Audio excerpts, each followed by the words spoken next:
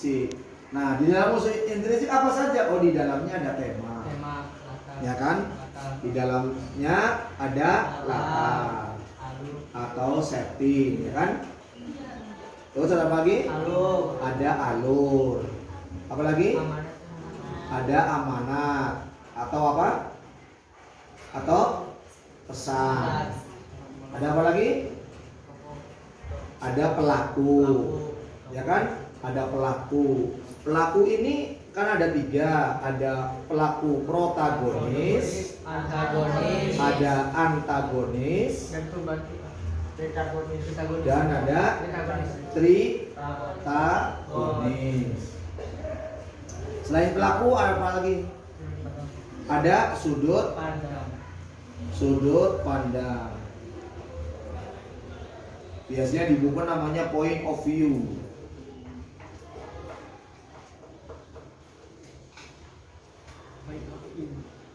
Apalagi? Ada gaya bahasa. Apalagi?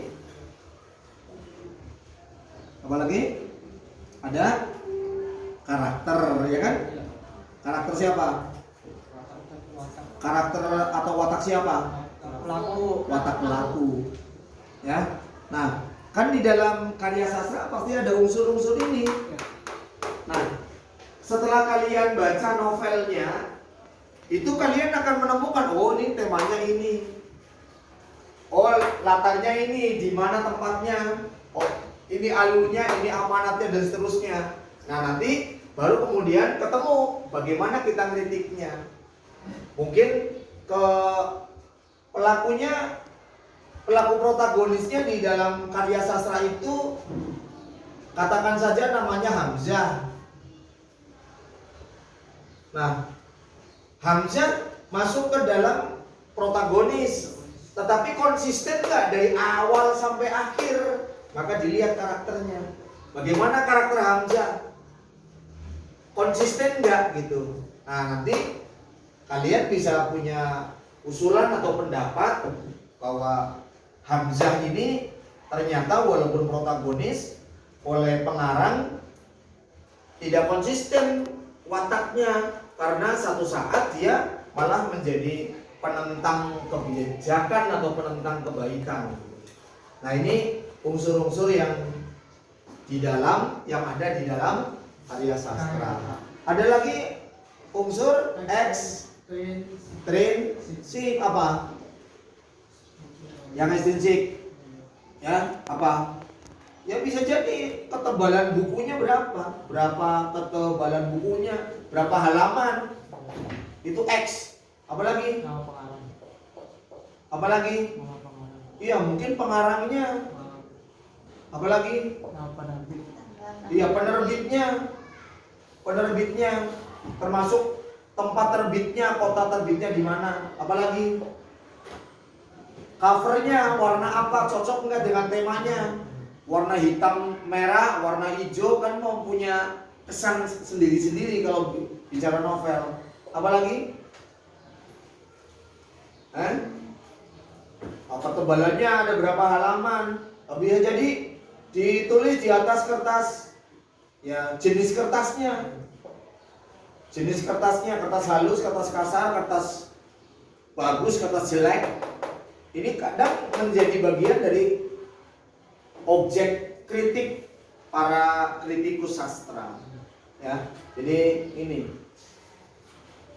ngeritik saja kalau kalian jadikan sebagai profesi, itu akan jadi profesi yang hebat. Kalian gak usah kerja nyari-nyari pabrik, nyari-nyari kantor, timbang ke perpustakaan, baca buku, dapat buku, dibaca, ilmunya dapat, kemudian ditulis, dikritik, ketebalannya dikirim ke penerbit lagi, wah bisa jadi sumber uang, ya, menjadi sumber uang. Itulah yang dilakukan oleh H.B. Yasin, seorang dewa kritik Indonesia. H.B. Yasin itu kerjanya ya begitu aja. Kalau kalian bisa lihat perpustakaan H.B. Yasin di Taman Ismail Marzuki, wah isinya karya sastra yang banyak, yang bukan main. Dan bukan karya sastra sekarang, karya sastra zaman-zaman dulu. Masih ada buku zaman-zaman sebelum Indonesia merdeka.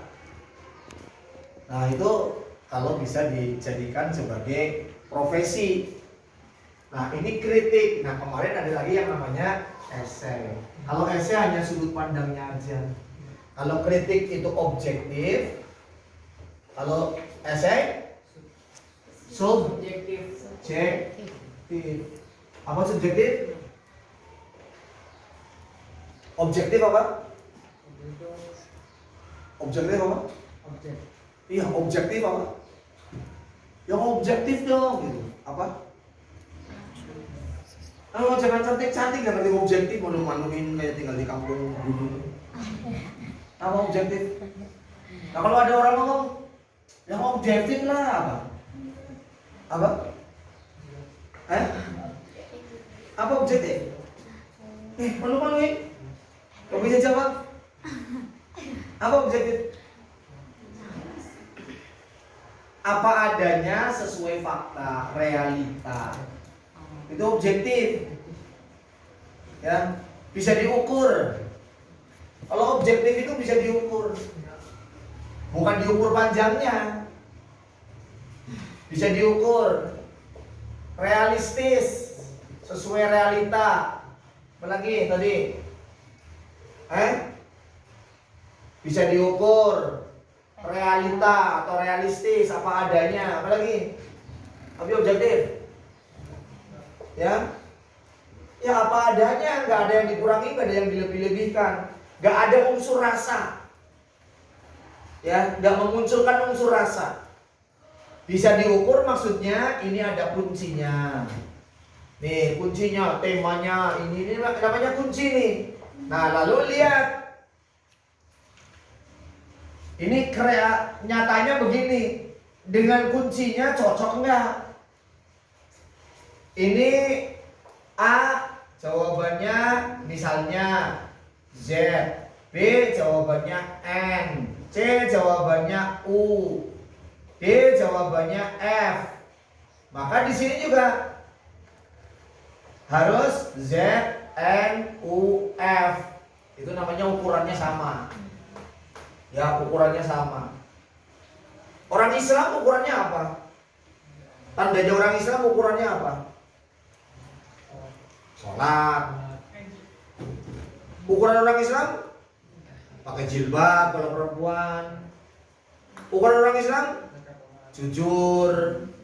Orang Islam bisa baca Quran. Itu kan paling tidak ukurannya. Ngerti maksudnya? Ini loh. Ini kan Islam. Islam itu satu sholat. Bisa baca Quran. Misalnya perempuan pakai jilbab, jujur. Nah ini muslimnya, orangnya, orang Islamnya gimana? Sholat enggak?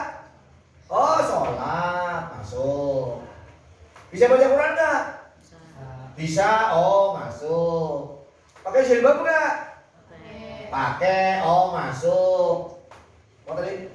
Jujur nggak? Jujur. Oh jujur. Oh berarti Muslim dengan Islamnya klop. Katanya Islam, sholat kagak, kadang-kadang doang. Itu kritik namanya.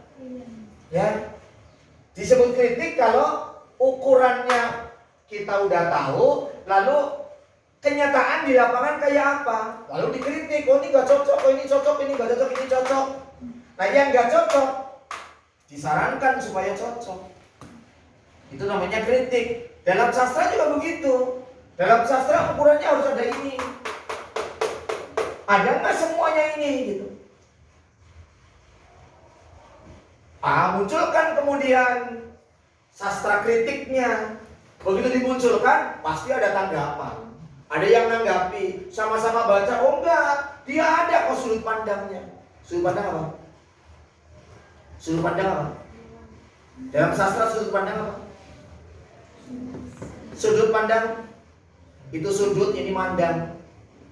Apa? Ayo, siapa tahu? Sudut pandang ini orang pertama, apa orang kedua, apa orang ketiga, atau malah menjadi penonton. Siapa pengarangnya? Pengarang membuat novel itu dia posisinya ada di mana? Oh, posisinya ada di orang pertama, maka pelakunya pasti aku. Pelakunya aku. Kenapa aku? Oh, orang pertama. Berarti sudut pandang orang pertama. Kalau orang kedua, maka pelakunya dia ada di dalam karya sastra itu, tapi tidak dominan. Yang dominan orang lain. Dia menyebut nama. Katakanlah misalnya Aminuddin. Ya, kalau sudut pandang orang ketiga, maka pelakunya sama sekali di dalam nggak ada. Pengarangnya sama sekali tidak ada. Dia memainkan orang lain kayak dalang aja. Atau malah jadi penonton, kayak dalang. Ya, kayak dalang. Nah, ini sudut pandang. Nah, ini kan unsur-unsur intrinsik yang ada dalam karya sastra. Lalu ini bukunya nih, berat dibuka, ada nggak ininya? Ininya apa? Ada nggak? Ada nggak? Ada nggak? Ada nggak? Blok satu buku lagi, buku kritik terhadap novel Tenggelamnya Kapal Van der Wijk, karya siapa? Hamka. Misalnya, nah ada kritikannya. Disamakan ini. Itu. Ngerti? Udah, kalau nggak ngerti ya alhamdulillah kalau saya begini. Ya, sampai yang bertanya. Ada yang mau nanya? Apa bingung nanyanya mau apa sih maksudnya? Udah. Nanti ini apa? Tanya Bu Mimin ya. Kali-kali buka baca novel yang bagus. Ya, novel yang bagus, bukan novel picisan, bukan novel pacaran-pacaran. Ya, novel yang menggugah semangat ketuhanan, menggugah orang untuk punya empati kepada orang lain. Ya, novel-novel yang bagus itu zaman-zaman dulu, bukan novel sekarang. Novel-novel zaman dulu. Termasuk yang baru-baru kemarin, misalnya judulnya Harimau.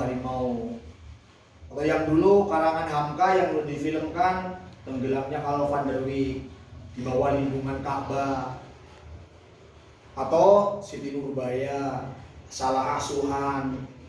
Oh, itu novel bagus-bagus zaman dulu. Zaman sekarang novelnya isinya nggak jelas. Tapi ya bagus-bagus juga. Ya, nanti setelah kalian baca, kalian dalami isinya. Ya, ini kerjaan Bu Mimin dulu waktu kuliah, bacanya novel aja begitu terus, kemudian diurai pelakunya siapa, lalu jadilah skripsi setebal ini. Itu ya, maka SMK harus rajin baca. Ya, ada yang bertanya? Makasih. Assalamualaikum warahmatullahi wabarakatuh.